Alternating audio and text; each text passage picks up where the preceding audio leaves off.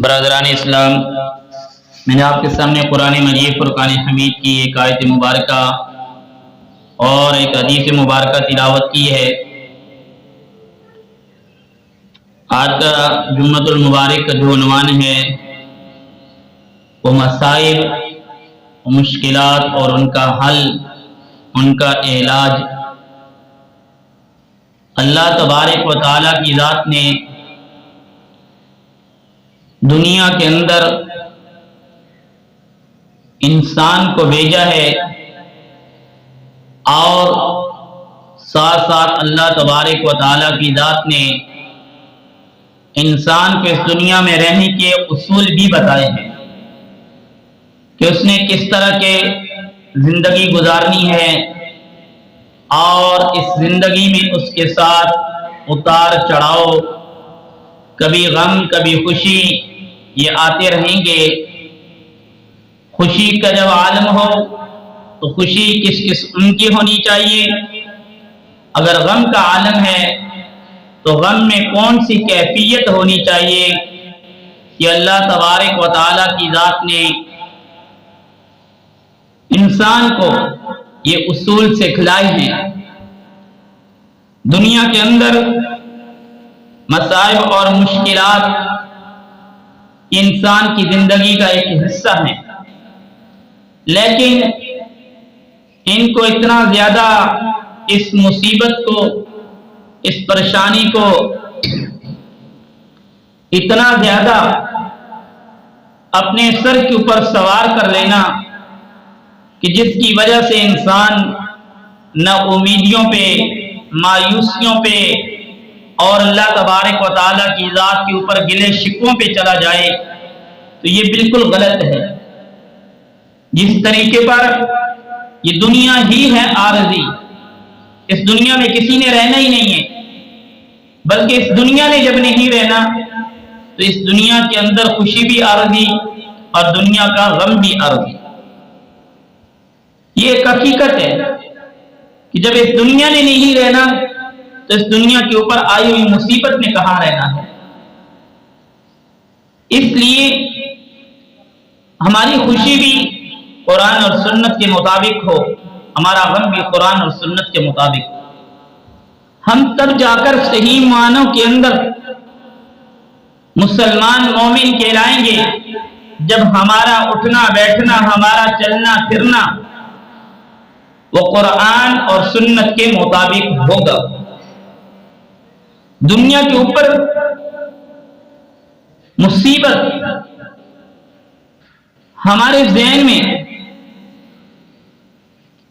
مصیبت اس چیز کا نام بن چکا ہے، کوئی بیماری آ گئی مصیبت بن گئی، ایکسیڈنٹ ہو گیا مصیبت بن گئی، کاروبار کرنے ہیں نقصان ہو گیا مصیبت ہو گئی، کوئی اور مسئلہ ہو گیا مصیبت آ گئی۔ یہ مصیبت کے ساتھ ہم نے اس چیز کو جوڑ دیا ہے، حالانکہ یہ مصیبت نہیں ہے، ایک مصیبت کا حصہ ہے۔ مصیبت کسی اور چیز کا نام ہے، مصیبت اس کا نام ہے کہ جس کی وجہ سے انسان کا دل پریشان ہو جائے، جس کی وجہ سے انسان کا دل اس انداز میں چلا جائے کہ وہ غم کی کیفیات اس پر طاری ہو جائیں اور وہ پریشانیوں کے عالم میں چلا جائے۔ بیماری تو عارضی ہے، کاروبار کا نفع نقصان تو عارضی ہے، کوئی اور مصیبت آ گئی وہ تو عارضی ہے۔ یہ تو ایک انسان کے دل کی کیفیت۔ دنیا کے اندر جو مصیبت ہے اس کی تین حالتیں ہیں۔ کبھی کبھار جب انسان پہ مصیبت آتی ہے وہ اللہ تبارک و تعالیٰ کی طرف سے کار خداوندی ہوتا ہے، اللہ کی طرف سے وہ عذاب ہوتا ہے کفار کے لیے۔ مصیبت آ گئی، مشکلات آ گئی، کسی قوم پہ آ گئی، اب کافروں پہ آئی تو وہ اللہ کی طرف سے کار خداوندی ہے۔ اگر مسلمانوں پر آ گئی تو اس کے اندر دو صورتیں ہیں۔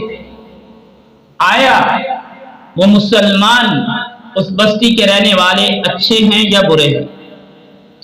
اگر وہ مسلمان اچھے تھے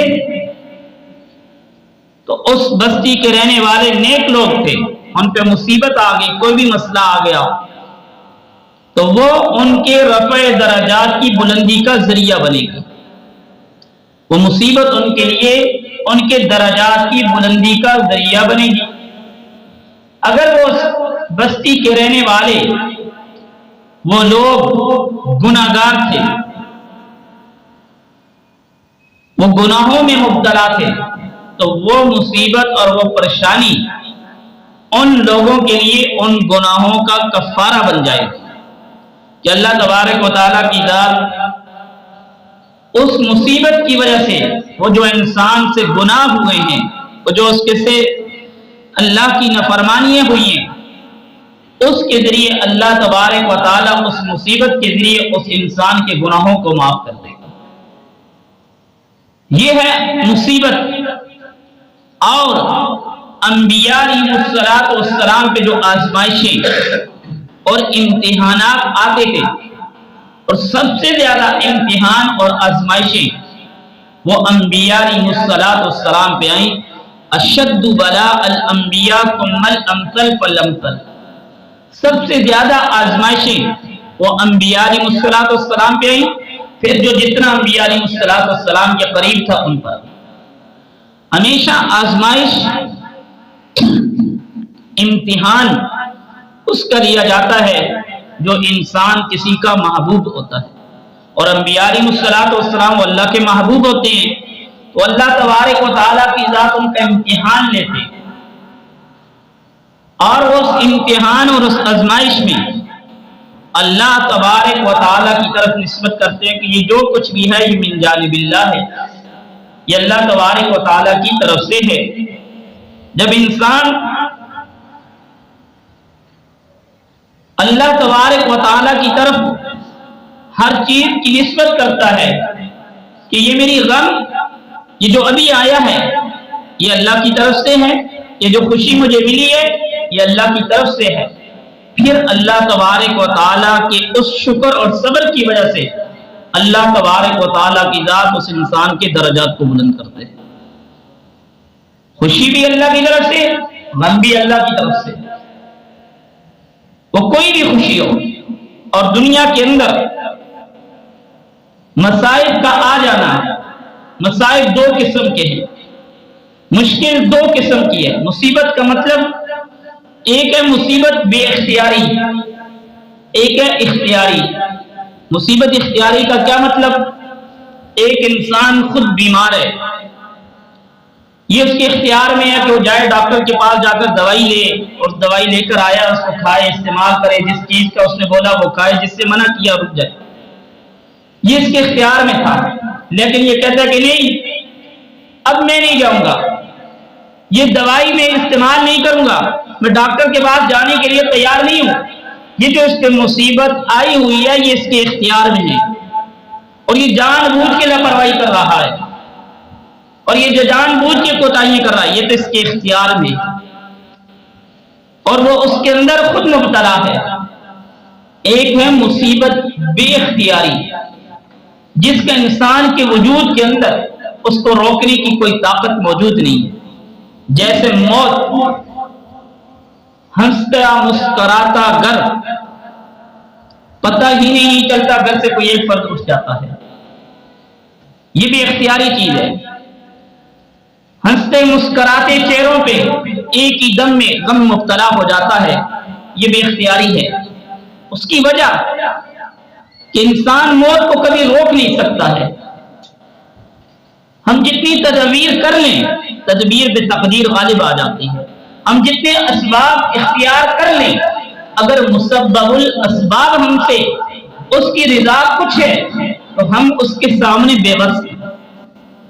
اب مصیبت آ گئی، کوئی پریشانی آ گئی، موت واقع ہو گئی، اللہ کے نبی صلی اللہ علیہ وآلہ وسلم کا فرمان عالی شان ہمارے سامنے ہے، قرآن کا فرمان ہمارے سامنے ہے کہ یہ جو غم آیا ہے اس غم کو میں نے کیسے برداشت کرنا ہے، اس غم کو میں نے کیسے سہنا ہے، اس غم کو میں نے کیسے عبور کرنا ہے؟ اللہ کے نبی صلی اللہ علیہ وآلہ وسلم نے فرمایا جس آدمی کو کسی نے اچانک خبر دے دی کہ کوئی فوت ہو گیا، اس کی زبان پر یہی کلمات انا للہ و انا الیہ راجعون، بے شک اللہ تبارک و تعالیٰ کی چیز تھی، اسی کی طرف ہم سب نے لوٹ کے جانا ہے، یہ ہم سے پہلے چلا گیا۔ یہ تو قرآن کریم کے الذین اذا اصابتهم مصیبہ، اے وہ لوگ جن کے اوپر کوئی مصیبت آئے تو کہیں انا للہ و انا الیہ راجعون، یہ تو اللہ کی دی ہوئی چیز تھی۔ کیا اللہ نے ہمیں کوئی نعمت دی ہے تو ہم نے اللہ سے مانگی ہے، ہمیں اللہ نے دے دی؟ اللہ نے سر کے بالا سے لے کر پاؤں کے ناخنوں تک صحیح سلامت ہمیں جسم دے دیا۔ ہم اس پہ سوچے تو صحیح، کہ ہم نے اللہ سے ریکویسٹ کی تھی، کیا ہم نے اللہ سے کہا اللہ مجھے یہ پورا جسم اس طرح صحیح سلامت دے دے؟ اب کوئی آزار ٹوٹ گیا، اس پہ گلے شکوے کرنا کہ یہ میرے ساتھ ہی ہونا تھا، یہ میرے ساتھ ہی ہو گیا۔ گھر میں کوئی مر گیا، اللہ کو ہم ہی نظر آئے، جیسے ہمارے دیہاتوں میں، ہمارے شہروں میں یہ زبان زد عام ہے کہ ہم ہی تھے ان مشکلات کے لیے، یا کوئی مصیبت آ گئی، ہم یہ اللہ تبارک و تعالیٰ کی ذات پہ گلہ کرنا، نہ جانے ہمیں کون سے گناہوں کی سزا مل رہی ہے۔ ہمارے تو ایک بال کے برابر ایک گڑی ایسی نہیں جو گناہ میں نہیں گزر رہی۔ ہم اپنے گریبان میں جان کے تو صحیح، ہماری کون سی گڑی ہے جو گناہ میں نہیں گزر رہی؟ ہمارا کون سا پل ہے جو اللہ کی نافرمانی میں نہیں گزر رہا؟ ایک ایک پل وہ ہمارا اللہ کی نافرمانی میں اور گناہوں میں گزر رہا ہے، جس کی وجہ سے اللہ تبارک و تعالیٰ کی ذات کی طرف سے ہمارے اوپر آزمائشی مسائل آتے ہیں۔ قرآن کریم اس سارے معاملات پر اگر ہمارا تعلق قرآن کے ساتھ، ہم قرآن کو پڑھیں، سمجھیں، سیکھیں، قرآن ہمیں اس کے حل بتاتا ہے۔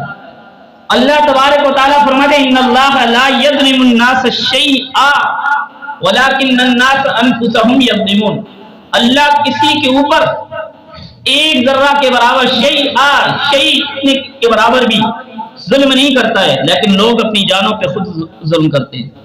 جب اللہ نے پیدا کیا، قرآن کہتا ہے لا یکلف اللہ نفسا الا وسعها، اللہ کسی بھی انسان کو اس کی طاقت سے زیادہ کا مکلف نہیں بناتے ہیں۔ ربنا ولا تحملنا ما لا طاقت لنا به، اے اللہ جس چیز کو ہم اٹھا نہیں سکتے، ہمیں جس چیز کی ہمارے اندر طاقت نہیں، ہمارے اوپر وہ بوجھ نہیں ڈالنا۔ جب اللہ نے ہمیں یہ طریقہ بتا دیا، دعائیں بتا دی، تو پھر کیسے ہو سکتا ہے کہ انسان کے اوپر اللہ اس چیز کو لا کر رکھ دے جس کی وہ طاقت نہیں رکھتا ہے؟ یہ تو اللہ کا قرآن کہہ رہا ہے۔ بلکہ وما اصابکم من مصیبت فبما کسبت، جب تمہارے اوپر کوئی آزمائش آتی ہے، کوئی امتحان آتا ہے، قرآن کہتا ہے وما اصابکم من مصیبت فبما کسبت، تمہارے اوپر جب کوئی مصیبت آتی ہے، پریشانی آتی ہے، بیماری آتی ہے، یہ تمہارے ہاتھ کی کمائی ہوتی ہے، یہ تمہارے ہاتھ کا کیا ہوا ہوتا ہے۔ اور اللہ کی شان آگے قرآن کریم کی آیت کے آگے دیکھو وَيَعْفُو عَنْ كَثِيرٍ، بلکہ اللہ تبارک و تعالیٰ کی ذات بہت سارے تمہارے گناہوں کو تو معافی کر دیتے ہیں۔ یعنی اگر گناہوں کو دیکھ کر انسان کے اوپر مصائب اور مشکلات آنا شروع ہو جائے، ہمارا کون سا گناہ ہے، ہمارے کون سا وہ دن ہے، وہ کون سا لمحہ ہے جو اللہ کی یاد میں ہوتا ہے، اور کون سا گناہ، کون سا وقت ہے جو اللہ کے سامنے نافرمانی میں ہوتا ہے؟ اگر دیکھا جائے اکثریت ہماری اللہ کی نافرمانی میں ہو، تو اللہ کہہ رہے وہ یعفو عن کثیر، بہت سارے گناہوں کو تو میں معاف کر دیتا ہوں۔ تو اللہ کی شان دیکھو۔ تو اس لیے جب مصیبت آ گئی، مشکلات آ گئی، کوئی غم آ گیا، اس کے اوپر اس طرح جزا اور فضا کرنا، زمانے کو برا بلا کہنا، اللہ تبارک و تعالیٰ کی ذات کے اوپر الزام تراشی کرنا، فوتگی ہو گئی، بھائی فوت ہو گیا، گھر میں کوئی فوتگی ہو گئی، اپنے اوپر بھی لوگوں کے سامنے آہو وزاری کرنا، ماتم کرنا، چیخنا چلانا، اپنے گریبان پھاڑنا، منہ پہ چوانٹے مارنا، کیا یہ ہمارے اختیار میں ہے کہ مرنے والے کے اندر ہم جا کے دوبارہ روح ڈال دیں؟ جناب نبی کریم صلی اللہ علیہ وآلہ وسلم کے بیٹے حضرت ابراہیم کی جب وفات ہوئی، آقا علیہ السلام اپنے بیٹے کی غم میں، جدائی میں، آقا علیہ السلام کے یہاں سے آنسو مبارک اتر رہے تھے۔ صحابی نے کہا اللہ کے رسول آپ تو ہمیں منع کرتے ہو رونے سے، چیخنے سے، اور آپ خود آنسو آ رہے ہیں۔ فرمایا بالکل، یہ تو شفقت ہے، یہ تو محبت ہے۔ جس چیز سے میں منع کرتا ہوں وہ منہ پہ چمانٹے مارنا، وہ داڑے مارنا، وہ بویلے کرنا، اس سے اللہ کے نبی نے منع فرمایا۔ من شق الجیوب من ضرب الخدود من شق الجیوب فلیس منا۔ جو آدمی کسی غم میں، کسی مشکل میں آ کے اپنے گریبان کو پھاڑنا شروع کر دے، اپنے منہ پہ چوانٹے مارے، اور جس طرح مرثیے پڑھنے والے بین کرتے ہیں، مرثیے پڑھتے ہیں، اس طرح کا پڑھنے والا، جیسے جاہلیت کے زمانے میں جب کوئی مر جاتا تھا وہاں پہ مرثیے پڑھنے والے آ جاتے تھے، اس کی بہادری کے اور اس کی شجاعت پہ ایسے ایسے الفاظ پڑھتے تھے کہ سننے والے رونا شروع کر دیتے تھے۔ اللہ کے نبی نے فرمایا فلیس منا، یہ آدمی ہم میں سے نہیں ہے۔ اللہ کے نبی صلی اللہ علیہ وآلہ وسلم کی حدیث موجود ہے، غم بھی دینے والی ذات اللہ کی ہے۔ جب یہ دنیا عارضی ہے، اس میں کسی نے رہنا نہیں، جب یہ دنیا فانی ہے، اس نے فنا ہو جانا ہے، اس کی خوشی عارضی، اس کا غم عارضی، اس میں کس بات کے اوپر انسان غبیلے کرنا شروع کر دے۔ تقدیر، موت آ گئی، تقدیر بالرضا ہے، اس کے اوپر راضی رہنا چاہیے۔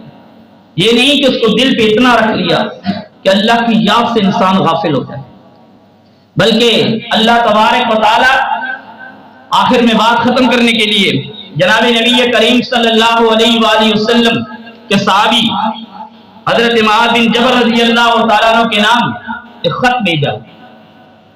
ان کا بیٹا، جوان بیٹا فوت ہو گیا۔ ایک خط، ایک تحریر بھیجی کہ حضرت معاذ بن جبل، سب سے پہلے میں آپ کو اللہ تبارک و تعالیٰ کی توحید کی دعوت دیتا ہوں کہ اللہ ایک ہے، اللہ کے علاوہ کوئی اور نہیں ہے، اور میں محمد رسول اللہ صلی اللہ علیہ وآلہ وسلم اللہ تبارک و تعالیٰ کی طرف سے رسول بن کر آیا ہوں۔ اور اس کے بعد آگے ارشاد فرمایا کہ اللہ تبارک و تعالیٰ نے آپ کو اپنی ایک نعمت دی تھی، آپ نے اس سے فائدہ لیا، آپ نے اپنے دل دماغ کو اس کے ساتھ کھیل کود کے اپنی زندگی کو راحت، سکون، راحت، چین پہنچائی۔ وہی نعمت اب اللہ تبارک و تعالیٰ کی ذات نے آپ سے واپس لے لی ہے۔ اللہ کی چیز تھی، اللہ نے واپس لے لی ہے۔ اب آپ کو اللہ تبارک و تعالیٰ کی اس رضا پر راضی رہنا ہے۔ اگر آپ اللہ کی رضا پر راضی رہو گے تو اللہ تبارک و تعالیٰ آپ کے درجات کو بلند کرے گا۔ اگر آپ اللہ تبارک و تعالیٰ کی اس رضا پہ راضی نہیں ہوں گے، غور سے سنو میرے محترم دوستو، اللہ کی اس رضا پہ راضی نہیں ہوگے تو آپ اللہ کا کچھ بگاڑ نہیں سکتے ہو۔ آپ کیا کر سکتے ہو؟ بلکہ اپنی نیکیاں وہ اس کو ضائع کر کے بیٹھ جاؤ۔ جو انسان کے نصیب میں لکھا ہوا ہے وہ انسان کو مل کر رہے گا۔ میرے محترم دوستو، بیماریاں آئیں، مصائب آئیں، مشکلات آئیں، کوئی بھی چیز آئی، اللہ کے نبی صلی اللہ علیہ وآلہ وسلم نے فرما دیا کل امتی معافن الا المجاہرین، میری ساری امت کی بخشش کی جا سکتی ہے، لیکن کلم کھلا علی الاعلان، بغاوتیں کرنے والے، نہ میری نافرمانی کرنے والے، اللہ کے نبی فرما رہے اللہ ان کو معاف نہیں کرے گا۔ اور اللہ کے نبی صلی اللہ علیہ وآلہ وسلم نے فرمایا جس قوم کے اندر 5 قسم کی بیماریاں، 5 قسم کے عیب ہو جاتے ہیں، اللہ وہاں پر 5 قسم کے عذاب نازل کر دیتا ہے۔ حضرت عبداللہ ابن عمر فرماتے ہیں، اس حدیث کے راوی ہیں، فرماتے ہیں میرے ساتھ 10 صحابہ اکرام موجود تھے جس وقت رسول اللہ صلی اللہ علیہ وآلہ وسلم نے اس حدیث کو پڑھا اور فرمایا اللہ اس وقت سے بچائے کہ جس وقت جس قوم میں یہ بات آ جائے گی، اللہ وہاں پر 5 قسم کے، جب قوم میں یہ گناہ مبتلا گناہ آ جائیں گے، اللہ وہاں پر 5 قسم کے عذاب نازل کر دے گا۔ جس وقت قوم بے حیا بن جائے گی، اس کے اندر شرم و حیا کا مادہ ختم ہو جائے گا۔ حدیث میں آتا ہے اذا فاتک الحیا فقل ما شئت، جب انسان میں حیا نہ رہے پھر جو چاہے کرے، اس کو اپنے بیگانے کا فرق نہیں پتہ چلتا۔ فرمایا جس وقت وہ بے حیائی میں مبتلا ہو جاتی ہے وہ قوم، اللہ تبارک و تعالیٰ کی ذات ان پر ایسی بیماریوں کو، ایسے مسائل اور مشکلات کو نازل کرتے ہیں جو اس سے پہلے ان کے بڑوں کی کبھی سنا بھی نہیں کرتا۔ آج ہمارے اندر یہ چیزیں ہیں، ہاسپٹل میں چلے جاؤ، ایسی ایسی بیماریوں کے نام جو ہمارے بڑوں نے کبھی سنی بھی نہیں ہوں گی۔ یہی وجہ ہے بے حیائی عام ہوئی، اللہ نے ایسی ایسی بیماریاں ہم پہ مسلط کر دی۔ فرمایا جس وقت قوم اللہ کے دیے ہوئے مال سے زکوٰۃ نکالنا چھوڑ دیتی ہے، اللہ اس قوم کے اندر قحط سالی کو، مہنگائی کو، ومن اعرض عن ذکری فإن له معیشۃ ضنکا، جس وقت انسان اللہ تبارک و تعالیٰ سے اعراض کر لیتا ہے، اللہ کے دیے ہوئے مال سے زکوٰۃ نکالنا چھوڑ دیتا ہے، اللہ اس قوم کے اوپر قحط سالی، مہنگائی اور ظالم اور جابر حکمرانوں کو مسلط کر دیتے ہیں۔ اور اسی طریقے پر جناب نبی کریم صلی اللہ علیہ وآلہ وسلم نے آگے فرمایا جس قوم کے اندر وعدہ خلافی عام ہو جاتی ہے، جہاں پہ وعدہ کر کے کسی کے ساتھ بات پکی کرنے کے بعد اس بات کو ختم کر دیا جاتا ہے، اس کے اندر جھوٹ بول دیا جاتا ہے، فرمایا اللہ ان پر ایسی قوم کو مسلط کر دیتے ہیں، ایسے لوگوں کو مسلط کر لیتے ہیں جو ان کے مال اور ساری چیزوں کو اکھاڑ کے لے کر چلے جاتے ہیں، وہ ان کا کچھ بھی نقصان نہیں کر سکتے۔ اور یہ ہمارے ساتھ آج موجود ہے۔ آج ہمارے ساتھ یہ کیوں ہو رہا ہے کہ آج ہم نے نبی کریم صلی اللہ علیہ وآلہ وسلم کے فرمان علی شان کی مخالفتیں کی ہوئی، ہم نے کھلم کھلا علن اعلان اللہ تبارک و تعالیٰ کی ذات کے ساتھ بغاوت کا اعلان کیا ہوا ہے۔ ہم گناہوں کی دلدل میں پھنسے ہوئے، آج ہم مسائل و مشکلات میں اس وجہ سے کہ آج ہمارا تعلق اللہ رب العالمین کی ذات کے ساتھ موجود نہیں ہے۔ ہمارے اوپر مصیبت آئی، مشکلات آئی، ہم نے اس مصیبت اور مشکلات کا حل اپنے اللہ کی ذات کی طرف دیکھنے کے بجائے ہم نے اسباب کے اوپر نظر رکھی ہوئی۔ جناب حضرت موسیٰ نبینا علیہ السلام بیمار ہو گئے، اللہ تبارک و تعالیٰ کی ذات نے فرمایا فلاں جگہ میں چلے جاؤ، وہاں سے فلاں درخت ہے اس کا فلاں پتا کھاؤ، اللہ شفا دے دے گا۔ موسیٰ علیہ السلام وہاں پر گئے، جا کر اس پتے کے اندر اس درخت کا پتا کھایا، اللہ نے شفا دے دی۔ کچھ عرصے کے بعد دوبارہ وہی بیماری ہوئی، جا کر وہی پتا کھایا اور جا کے دیکھا کہ شفا نہیں ملی۔ اللہ تبارک و تعالیٰ کے ساتھ ہم کلام ہوتے تھے، موسیٰ کلیم اللہ تھے، کہا یا اللہ میں نے تو وہی درخت کھایا، اسی درخت کا پتا کھایا، بیماری بھی مجھے وہی تھی، اب مجھے شفا نہیں ملی۔ اللہ تبارک و تعالیٰ نے فرمایا کہ موسیٰ پہلے جب آپ گئے تھے میں نے اس درخت کے اندر میں نے شفا رکھی تھی، تب آپ کو شفا ملی تھی، آج جب آپ گئے ہیں اس درخت کے اندر اس پتے میں نے شفا نہیں رکھی تھی۔ شفا دینے والا، مسائل دینے والا، ان مسائل سے نجات دینے والا، اولاد دینے والا، مال و دولت دینے والا، عہدے اور مقام اور مرتبہ دینے والا وہ ایک ذات ہے جس کو اللہ تبارک و تعالیٰ کی ذات وحدہ لا شریک کہتے ہیں۔ ہمارا یقین اس بات کے اوپر ہو جائے، آج ہماری دکان ہے، آج ہمارا کاروبار ہے، ہمارا گھر ہے، کوئی بھی چیز ہے، ہم اس کے لیے قرآن خوانی کرواتے ہیں، کہتے ہیں کہ قرآن پڑھیں گے برکت آ جائے گی۔ حقیقت بات ہے، قرآن کے اندر اللہ نے برکت دے رکھی ہے، ہونا بھی چاہیے۔ سارا ہمارا ایمان ہے کہ یہ کام کریں گے، گھر میں کوئی بیمار ہے اس کے لیے فاتح خوانی کروانی ہے، قرآن خوانی کروانی ہے تاکہ اللہ اس کی بیماری کو، ہمارا ایمان بنا ہوا ہے، ہمارا ذہن بنا ہوا ہے کہ قرآن کی قرآن خوانی کروائیں گے تو اللہ ہماری اس مشکل کو حل کر دے گا۔ میرے محترم دوستو، دل سے ذرا سوچ لینا کہ جس قرآن کریم کے اوپر میرا اور آپ کا نظریہ کہ دکان میں کروائیں گے، دکان کا کاروبار چلنا شروع ہو جائے گا، مجھے مال اور دولت آنا شروع ہو جائے گا، جس کا قرآن ہے اگر اس کے نظریے سے پڑھیں گے تو کیا اللہ کیا کچھ نہیں دے گا۔ ہماری سوچ نہیں بدل سکتی، ہم نے قرآن کریم کو چھوڑ دیا۔ آج امت کس لیے پارا پارا ہو رہی ہے کہ جس مقصد کے لیے یہ امت کو اللہ تبارک و تعالیٰ نے بنایا تھا، جس مقصد کے لیے اللہ تبارک و تعالیٰ نے اس امت کو پیدا کیا تھا، وہ کیا تھا؟ من الجن والانس الا لیعبدون، میں نے جنوں اور انسانوں کو اللہ تبارک و تعالیٰ فرمایا اپنی عبادت کے لیے پیدا کیا تھا۔